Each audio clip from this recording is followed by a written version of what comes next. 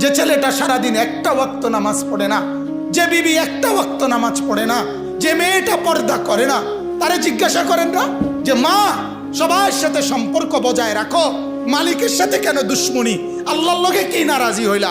আল্লাহর সাথে কি দুশ্মনী? আল্লাহর লগে কেন রাগ করলা? কেন রাগ করলা?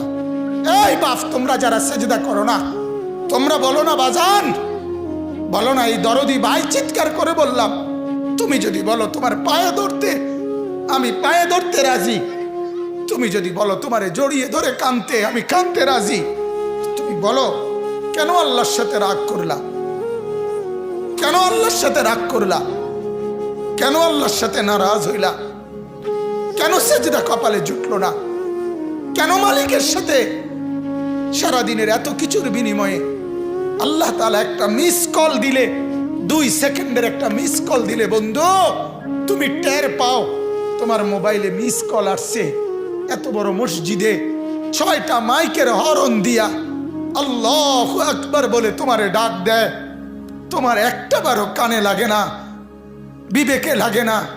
তোর মতো শক্ত ডাকাত, তোর মতো পাষাণ বেটার কে হইতে পারে? বেটা কথা বলেন না কেন? তুই ডাকাত, কত বড় ডাকাত! হ্যাঁ, এজন্য ইনশাআল্লাহ আল্লাহকে রাজি করব। বলেন ইনশাআল্লাহ। সেজদা করব তো ইনশাআল্লাহ। যুবকরা তোমরা বলো না ইনশাআল্লাহ। নওজোয়ান তোমাদেরকে বলি, আমার আশা ভরসার স্বপ্ন এই নওজোয়ানদেরকে জাগানো। আমি সারা দিন রাত চাই যুবকরা জেগে উঠুক, কারণ আগামীর পৃথিবী, গোটা বিশ্ব 2 ভাগ হবে। এটাই পৃথিবীর পুরা ভবিষ্যৎ। এক ভাগ পুরাপুরি দাজ্জালের অনুসারী কাফের, আরেক ভাগ মাহাদির অনুসারী ইমানদার।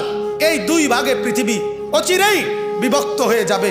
তুমি যদি মাহাদির পক্ষে থাকতে না পারো, তুমি যদি দাজ্জালের ধোকায় পড়ে যাও, আল্লাহর কসম ঈমান নিয়ে কবরে যাইতে পারবা না।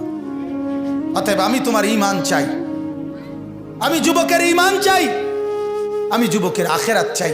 আল্লাহ তাআলা আমাদের প্রত্যেককে ঈমান আমলের দৌলত দান করেন, কবুল করেন।